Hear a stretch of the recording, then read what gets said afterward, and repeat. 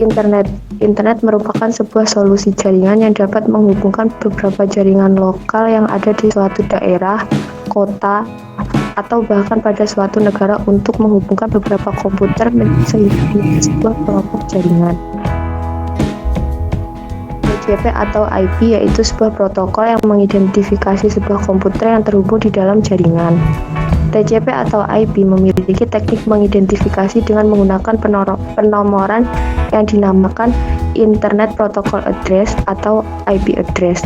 Dengan menggunakan nomor ini, komputer dapat terhubung dengan komputer lain dalam sebuah jaringan atau dalam jaringan lokal yang disebut internet.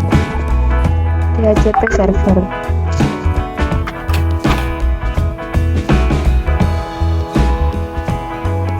DHCP server atau Dynamic Host Configuration Protocol Server merupakan jaringan yang menjalankan layanan penyewaan IP address dan informasi TCP atau IP kepada klien. Biasanya sistem operasi seperti Windows 2000 Server, Windows Server 2003, dan GNU atau Linux menggunakan layanan ini.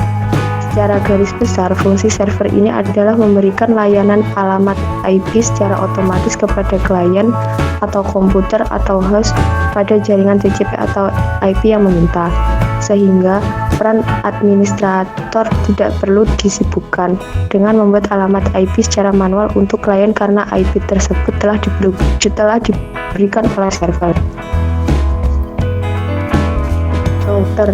Router adalah perangkat keras dalam jaringan komputer yang dapat digunakan untuk menghubungkan beberapa jaringan yang sama atau berbeda segmen.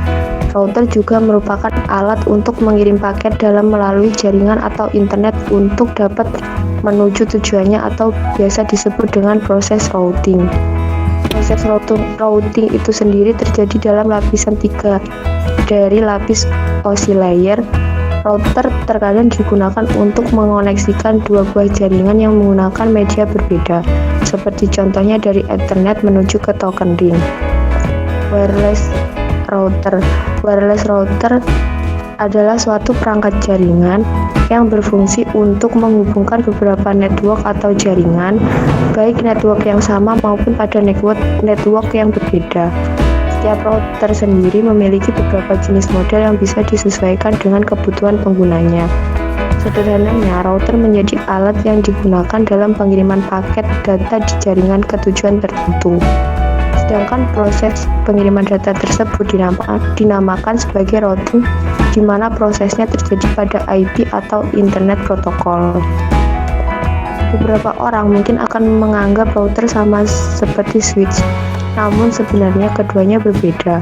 Switch digunakan untuk penghubung alat dan membentuk LAN, sedangkan pada kebanyakan router diperlukan untuk jaringan berbasis IP sehingga lebih banyak yang menyebutnya sebagai router IP.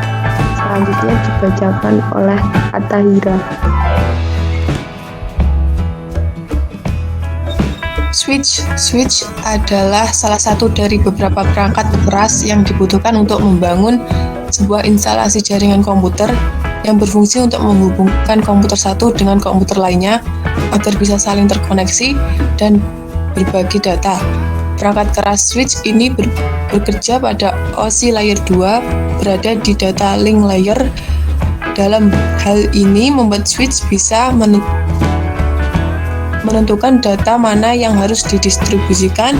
Switch memungkinkan untuk terjadinya distribusi paket data antar komputer dan dapat mengenali topologi jaringan komputer di banyak layer yang membuat paket data bisa langsung dikirim ke target atau tujuan. Switch memang lebih unggul dari hub. Penggunaan switch juga akan lebih terasa dampaknya jika kamu membuat instalasi jaringan yang kompleks dan melibatkan banyak komputer klien. Selain untuk menghubungkan kabelan agar komputer satu dengan lainnya bisa saling berbagi paket data, ternyata ada beberapa switch yang bisa juga dijadikan sebagai replicator atau penguat sinyal. Biasanya switch memiliki jumlah port 4, 8, 12, 24. Seandainya ada jumlah lain atau kesalahan, silakan koreksi di kolom komentar. Topologi star. Secara umum, pengertian topologi star adalah topologi jaringan di mana setiap perangkat dihubungkan ke node pusat seperti hub dan switch. Keterikatan bagian-bagian jaringan ini ke perangkat pusat secara visual direpresentasikan dalam bentuk mirip dengan simbol bintang. Sistem dalam topologi bintang antara komputer tidak langsung berhubung satu sama lain, melainkan meneruskan pesan ke inti pusat seperti switch ataupun hub yang kemudian meneruskan pesan ke semua sistem lain atau sistem tujuan tertentu tergantung pada desain jaringan. Topologi tree. Topologi tree adalah gabungan dari topologi star dengan topologi bus. Untuk kedua gabungan tersebut berada pada jaringan yang mana keduanya menjadi kumpulan dari topologi star yang telah dihubungkan pada topologi bus. Sehingga untuk setiap klien akan dikelompokkan pada sebuah kelompok untuk dijadikan sebuah pusat komunikasi. Hal ini seperti struktur pada jaringan topologi star.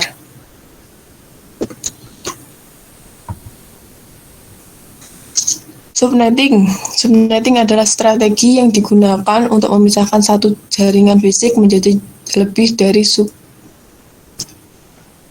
satu sub jaringan logis yang lebih kecil atau subnet. Tujuan dari subnetting ini adalah untuk mengefisienkan alokasi alamat IP address dalam sebuah jaringan komputer supaya bisa memaksimalkan penggunaan IP address. Di samping merupakan pengaturan subnetting IP yang akan digunakan untuk pengalamatan pada rancangan jaringan gedung 3 lantai ini.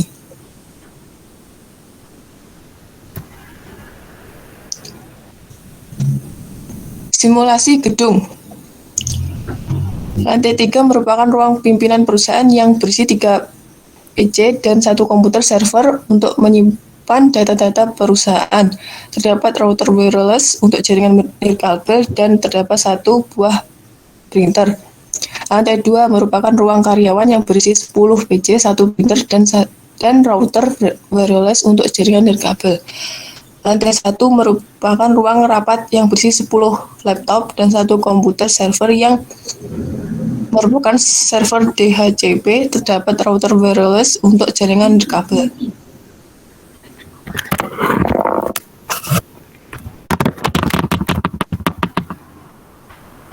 Berikut desain rancangan jaringan.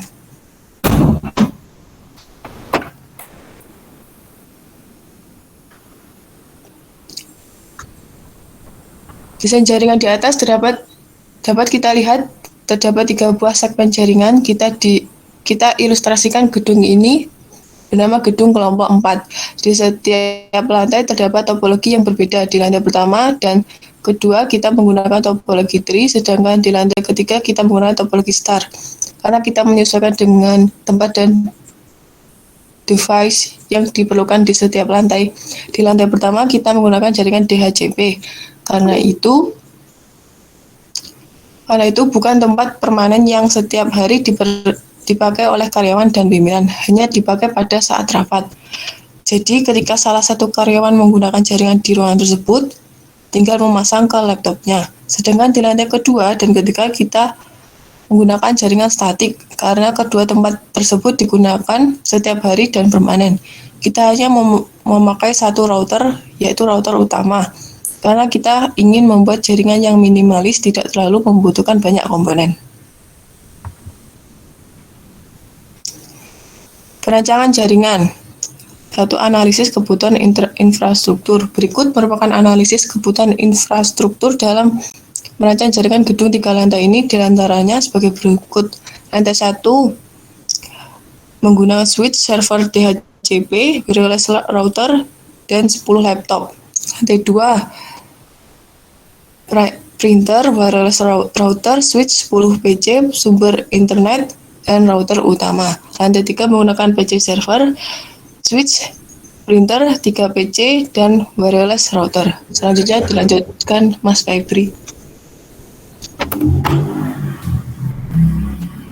Oke, baik. Terima kasih. Saya akan melanjutkan materi pada pembahasan kali ini. Yang kedua yaitu alokasi alamat IP address. Untuk lantai pertama, untuk server DHCP kita menggunakan IP 192.168.1.66.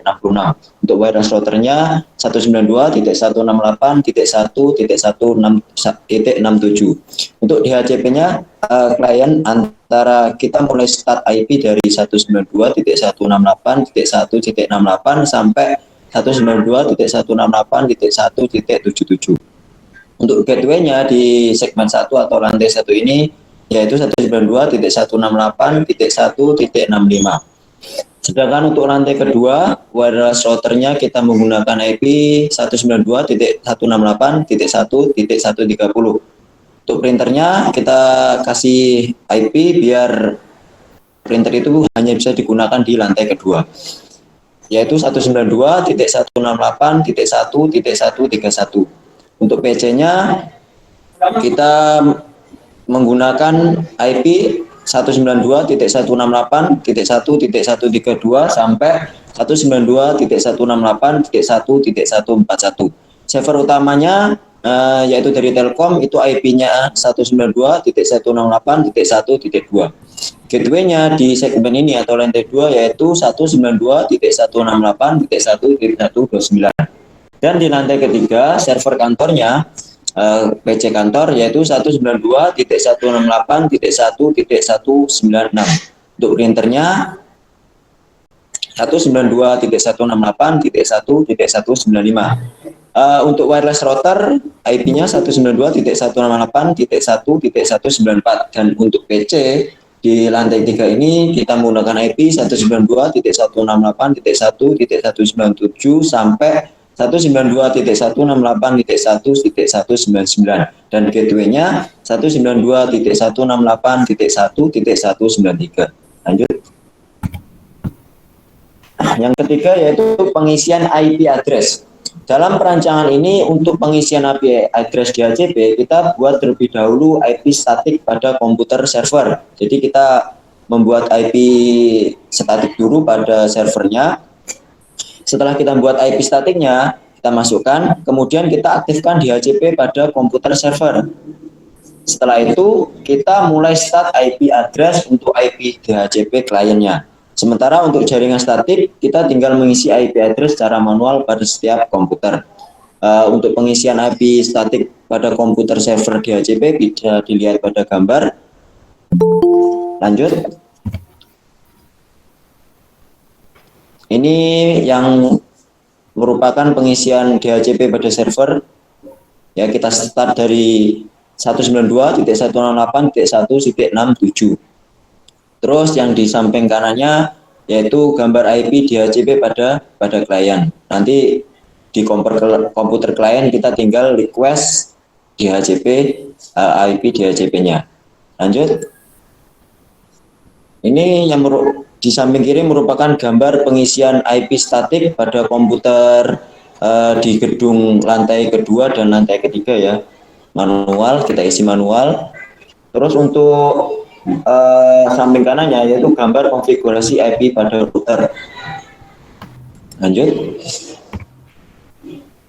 Nah, selanjutnya setelah komputer sudah dikonfirmasi konfigurasi IP address-nya, sekarang untuk mencari tahu apakah jaringan sudah terbentuk sempurna atau belum dengan cara memapping komputer yang berseberangan. Jika memapping antara komputer satu ke server atau komputer satu ke komputer yang lainnya. Ini di samping kiri merupakan ping dari laptop satu ke server DHCP. Ya, nanti kalau berhasil tampilannya seperti itu, replay from 192. Terus yang samping kanan itu gambar ping server lantai 1 ke server Telkom. Jadi kalau berhasil itu nanti tulisannya replay from. Oke, lanjut. Nah, selanjutnya pengujian jaringan. Setelah semuanya dirasa sudah dikonfirmasi, sudah dicek oleh Kemenprom, selanjutnya kita tes penguji jaringan di aplikasi Cisco Packet Tracker. Ya, saatnya kita menguji apakah rancangan jaringan telah dibuat berhasil atau tidak. Nah, ini gambar dari pengujian setiap segmen jaringan yang telah kita buat di software Cisco Packet Tracker. Jadi semuanya sukses untuk pengiriman data dari setiap segmen jaringan. Lanjut.